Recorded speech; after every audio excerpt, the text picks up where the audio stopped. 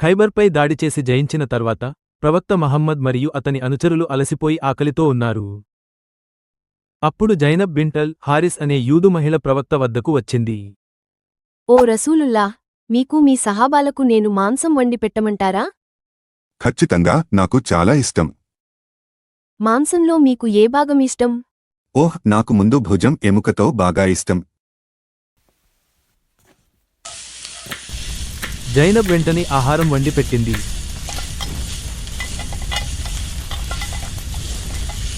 ఈరోజు నా భర్త సల్లాం ఇబ్న్ మిష్కం ఇంకా నా కుటుంబంలోని పురుషులందరినీ ఈ రాక్షసుడు ముహమ్మద్ చంపేశాడు. కాని ఇప్పుడు దేవుడు నాకు నా కుటుంబానికి ప్రతీకారం తీర్చుకునే అవకాశం ఇచ్చాడు.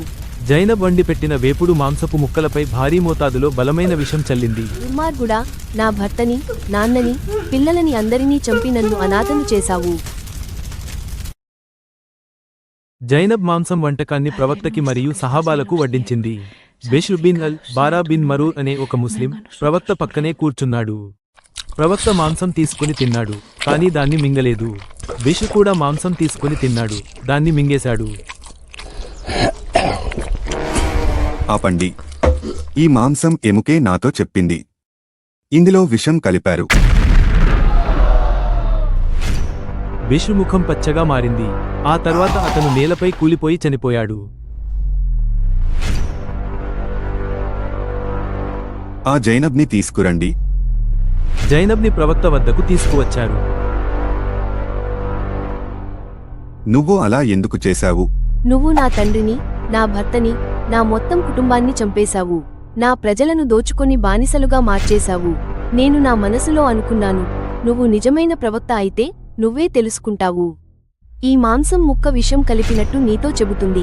అప్పుడు మేమంతా నిజంగా ప్రవక్త ఆధీనంలో ఉన్నామనే నమ్మకం కలుగుతుంది. అల్లా నీకు అలా చేయడానికి అనుమతించడు. తరువాత బిష్ర్ ఇబ్న్ అల్ బారా బంధువులు రక్తప్రతీకారం కోరగా ఆమెను చంపేశారు.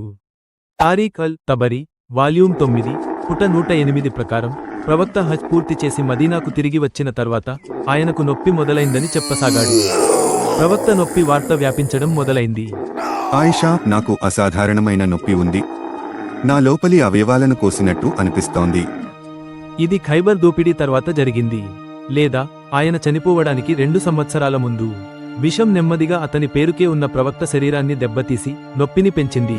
ప్రవక్త విషం వల్ల కలిగిన బాధాకరమైన ప్రభావాలను అనుభవించడం మొదలుపెట్టాడు. అల్లాహ్ కూడా సహాయం చేయలేకపోయాడు. తన చుట్టూ ఉన్నవారికి ఆయన ఈ విషయాన్ని తెలిపాడు. బిష్ర్ బిన్ అల్ బారా తల్లి ఆయనను చూడటానికి వచ్చింది. ఓ రసూలుల్లాహ్, నీకు ఏమి రోగం? ఉమ్ము బిష్, ఈ సమయంలో నాకు నా గుండెకు వెళ్లే ధమని లేదా రక్తనాళం తెగిపోయినట్టుగా అనిపిస్తోంది. ఖైబర్లో నీ కుమారుడితో తిన్న మాంసం ముక్క వల్లే ఇది జరిగింది. ఇలాంటి రోగం నేను ఎప్పుడూ ఇంతకు ముందు చూడలేదు. మన పరీక్ష రెట్టింపు అయితే మన ప్రతిఫలం కూడా స్వర్గంలో రెట్టింపే అవుతుంది. నా వ్యాధి గురించి ప్రజలు ఏం గుసగుసలాడుతున్నారు? అది ఊపిరితిత్తుల వాపు రోగం అంటున్నారు. అల్లాహ్ తన దూతకు ఊపిరితిత్తుల వాపు రోగం రావడం నచ్చడు. ఎందుకంటే అది సైతాన్ పట్టుకున్నట్టు సూచిస్తుంది. కాని నా రోగం నీ కుమారుడితో తిన్న ఆ ముక్క వల్లే వచ్చింది. అది నా గొంతు ధమని జగ్యులర్ వెయిన్ కోసేసింది. అల్లాహ్కి మీ రోగాలపై ఇష్టాలు, ద్వేషాలుంటాయా? హాం. నేను అల్లాహ్ దూతను. ఒక నీచమైన యూదు మహిళ అర్థం లేని మాంసం ముక్క నన్ను చంపలేవు. ఇది మొత్తం ఉమ్మత్కి అవమానకరం అవుతుంది. సునన్ అబూ దావూద్ హదీస్ సంఖ్య 4510 ప్రకారం ప్రవక్త మహమ్మద్ తన భుజంపై హిజామా, రక్తం తీయించడం చేయించుకున్నాడు. ఖైబర్లో తిన్న ఆ మాంసం ముక్క కారణంగా. అబూ హింద్ అతనికి కొమ్ము మరియు కత్తి ఉపయోగించి హిజామా చేశాడు. ఆశిస్తున్నాను, దీనివల్ల నీ శరీరంలో ఉన్న విషం బయటకు చీకి పడేస్తుంది. ఆహ్, నేను నిజంగా చాలా రోగంతో ఉన్నాను. కానీ హిజామా ప్రవక్తకు ఏమాత్రం ఉపయోగం లేదు. ఆయన రోగంతో ఉన్నంతకాలం ప్రవక్త అల్ ముఅవ్విదతైన్ లేదా రక్షణ వచనాలు అంటే సూరాలు 113, 114 చదివేవాడు.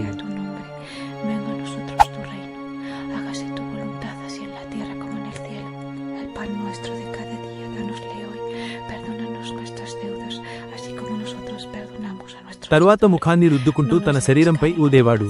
ఇది కొలుకోవడానికి స్పష్టమైన ప్రయత్నం.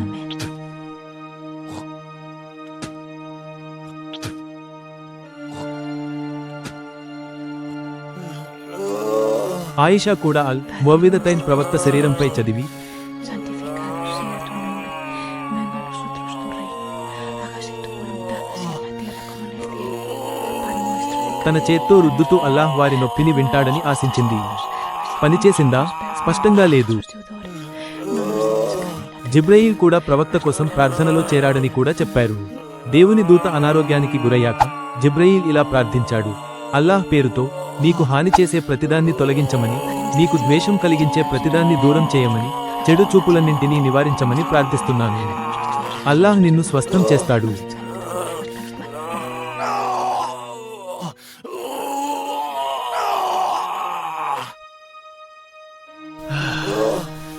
జిబ్రయీల్ ప్రార్థనలు ఫలించాయా? స్పష్టంగా లేదు. అల్లాహ్కు ఏమాత్రం పట్టలేదు. సీరహ్ నబవియా పుట 679 ఇబ్న్ హిషాం రచన. తరువాత ప్రవక్త రోగం మరింత ఎక్కువై ఆయనకు తీవ్రమైన నొప్పి మొదలైంది. ఆయన ఇలా అన్నాడు: నాపై 7 వేర్వేరు బావుల నుంచి తీసిన నీటితో నిండిన తోలు సంచులను పోయండి, అప్పుడు నేను బయటికి వెళ్లి పురుషులకు ఉపదేశం చేయగలను. మేము ఆయనను హఫ్సా బిన్ ఉమర్కి చెందిన ఒక తొట్టెలో కూర్చోబెట్టాం. ఆయనపై నీళ్లు పోశాము. ఆయన ఏడ్చే వరకు. ఆ తర్వాత ఆయన భార్యలలో కొందరు, ఆయన మామయ్య ఇబ్న్ అబ్బాస్ ఆయన దగ్గర చేరి ఆయనకు బలవంతంగా మందు ఇవ్వాలని అంగీకరించారు. నేనే అతనికి బలవంతంగా ఇస్తాను. మమ్మల్ని చేయనివ్వండి. అవును, మమ్మల్ని చేయనివ్వండి. ఆయన్ని వదలకండి. ఆయన్ని గట్టిగా పట్టుకోండి.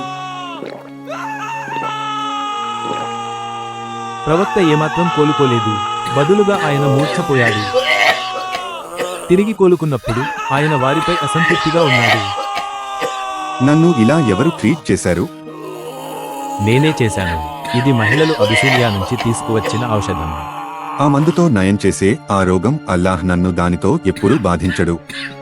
నా మామ తప్ప ఈ మందు బలవంతంగా తాగే వరకు ఎవరూ ఈ ఇంటి బయటకు వెళ్ళకూడదు. కాబట్టి వారు తనకు చేసిన పనికి ప్రతీకారంగా తన భార్యలందరినీ అదే మందు బలవంతంగా తాగించాడు. మహమ్మద్ భార్యల్లో ఒకరైన మైమూనా ఉపవాసంలో ఉన్నప్పటికీ ప్రవక్త ప్రమాణం కారణంగా ఆయనకు చేసిన పనికి శిక్షగా ఆ మందు బలవంతంగా తాగించబడింది. ఆయన కోలుకోవడానికి చేతనైన ప్రతి మార్గాన్ని ప్రయత్నించాడు, కానీ ఏదీ పనిచేయలేదు. అప్పుడు ఆయన తాను చనిపోతున్నాడని గ్రహించాడు. నేను ఎన్నోసార్లు ప్రార్థించినా నేను ఎలా కోలుకోవట్లేదు? అల్లా పట్టించుకోవడం లేదా? ప్రవక్త తన మరణానికి దారితీసిన రోగంలో ఉండగా ఇలా చెప్పేవాడు: ఓ ఆయిషా, ఖైబర్లో తిన్న మాంసం ముక్క కారణంగా వచ్చిన నొప్పి నాకు ఇప్పటికీ ఉంది.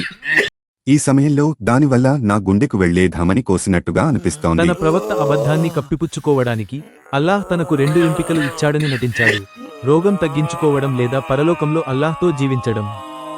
అల్లాహ్ తన సేవకుల్లో ఒకరికి ఈ లోకమా లేక అల్లాహ్ వద్ద ఉన్నదానిని అనే ఎంపిక ఇచ్చాడు. అతడు రెండో దాన్నే ఎంచుకున్నాడు. అల్లాహ్ దూత కన్నా ఎక్కువ నొప్పిని ఎవరూ అనుభవించడం నేను ఎప్పుడూ చూడలేదు. అంతటి వేదన తర్వాత ప్రవక్త మహమ్మద్ చివరికి ఆయిషా ఓడిలో చనిపోయాడు.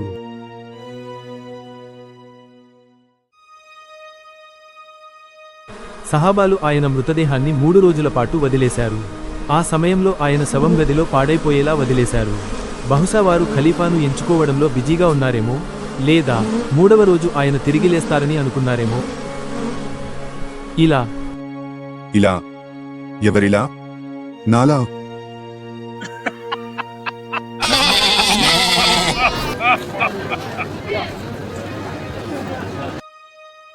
అయ్యా స్నేహితులారా, నా మాట వినండి. నిజంగా అల్లాహ్ దూత చనిపోయాడు. ఆయన కూడా ఒక మనిషే, మిగతా మనుషుల్లా కుళ్ళిపోతాడు. రండి, మీ తోడువాడిని పాతిపెట్టండి. చివరికి సహాబాలు ప్రవక్త మహమ్మద్ శవాన్ని పాతిపెట్టారు. ఇప్పుడు ప్రవక్త మహమ్మద్ మరణంతో ముగిసిన ఆ సంఘటనలను పరిశీలిద్దాం. ఆయన నిజమైన ప్రవక్తనా కాదా అన్నది తెలుసుకోవడానికి. ఉదాహరణకు జైనబ్ బింట్ అల్ హారిస్ నమ్మింది. నిజమైన ప్రవక్తకు విషయం గురించి అల్లా ముందుగానే హెచ్చరిక ఇస్తాడు, కానీ నకిలీ ప్రవక్తకు మాత్రం ఇవ్వడు. మహమ్మద్తో పాటు ముస్లింలు కూడా ఇదే నమ్మారు. అందుకే ప్రవక్త ఇలా అన్నాడు: అల్లాహ్ నన్ను చంపే శక్తిని నీకు ఎప్పటికీ ఇవ్వడు. మహమ్మద్ విషం వల్ల చనిపోయిన వాస్తవం, అల్లాహ్ తన ప్రియమైన దూతను రక్షించలేకపోయాడని, మహమ్మద్ ఒక నకిలీ ప్రవక్తేనని నిరూపించింది. జైనబ్ ఒంటరిగా అతన్ని చంపేసింది. తరువాతి సాక్ష్యం ఏమిటంటే, మహమ్మద్ కోలుకోవడానికి చాలా ప్రయత్నం చేశాడు, కానీ అతని అన్ని ప్రయత్నాలు, ప్రార్థనలు పనిచేయలేదు. ఇది అతని ప్రార్థనలు విఫలమైన మొదటిసారి కాదు. తన కుమారుడు ఇబ్రాహీం ప్రాణం కోసం కూడా అతను ప్రార్థించాడు, కానీ ప్రయోజనం లేకపోయింది. అతని భార్యల్లో ఒకరైన అల్ షన్బా బిన్ అమ్రల్ గిఫారియా అతని ప్రార్థనలు ఎంత వృధా అన్నది చూసింది. అందుకే ఆమె అడిగింది, నువ్వు నిజమైన ప్రవక్త అయితే నీ కుమారుడు చనిపోయేవాడు కాదు. ఎందుకు? ఎంత ధైర్యం నీకు? తలాక్ తలాక్ తలాక్. ముహమ్మద్ ఆ తర్వాత ఆమెను విడాకులు ఇచ్చాడు. అదృష్టవశాత్తు తన ప్రవక్తత్వ చెల్లుబాటు గురించి ప్రశ్నించే ధైర్యం చూపిన ఆమె తలను సురక్షితంగా ఉంచుకుంది. అతని ప్రార్థనే కాదు, జిబ్రయీల్ ప్రార్థన, ఆయిషా ప్రార్థన కూడా పనిచేయలేదు. అల్లాహ్ తన ఇష్టదూతను పూర్తిగా పట్టించుకోకుండా మరణించనిచ్చాడు. ముహమ్మద్ తానే తనను ఆశీర్వదించబడినవాడినని, సమస్త మానవాళిపై కరుణగలవాడినని, సృష్టిలో శ్రేష్ఠుడినని ప్రకటించుకున్నాడు. కాని ఆయన మరణిస్తున్న పరిస్థితి ఆ మాటలను ఏ విధంగానూ నిరూపించలేదు. ముహమ్మద్కి అత్యవసరంగా అల్లాహ్ అవసరమైన సమయంలో ఆయన ఎక్కడ ఉన్నాడు? సహీహ్ బుఖారీ హదీస్ సంఖ్య 4428లో ఆయిషా వివరిస్తుంది, ఓ ఆయిషా, ఖైబర్లో తిన్న ఆహారం వల్ల వచ్చిన నొప్పి నాకు ఇప్పటికీ ఉంది. ఈ సమయంలో ఆ విషం వల్ల నా గుండెకు వెళ్లే ధమని కోసినట్టుగా అనిపిస్తోంది. ఈ మాటలే ఖురాన్ సూరా అల్ హాఖహ 69 వచనాలు 44 నుండి 46లో ఉన్నాయి. ఆ దూత మేము చెప్పని మాటలు మాకు కల్పించి చెబితే మేము ఖచ్చితంగా అతని కుడిచేయి పట్టుకొని అతని ధమనిని ఔర్టా కోసేస్తాము. అంటే అల్లాహ్ చెబుతున్నది ఏమిటి? ప్రవక్త కల్పిత ప్రకటనలు చేస్తే అతని ఔర్టా కోసేస్తానని. మరి ముహమ్మద్ మరణానికి ముందు ఏమన్నాడు? ఆ విషం తన ఔర్టాను కోసేసిందని. తీర్మానం ఏమిటి? ముహమ్మద్ కల్పిత ప్రకటనలు చేస్తే ఎలా చస్తాడో అల్లాహ్ చెప్పినట్టుగానే అతను చచ్చాడు.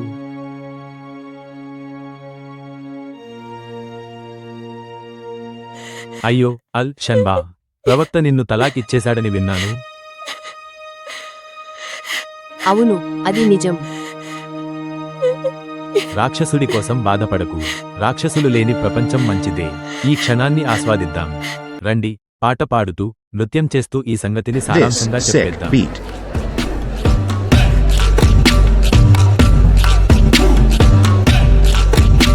If Muhammad were the real prophet of God, why didn't he catch the poison before he ate it? If you believe that it was God's will for Muhammad to eat the poison along with Bishr, why then did Muhammad try to get well? Why did Jibril not know the will of Allah? Why would Jibril pray if Allah had decided death? How come he did not know when he would die? Moses knew.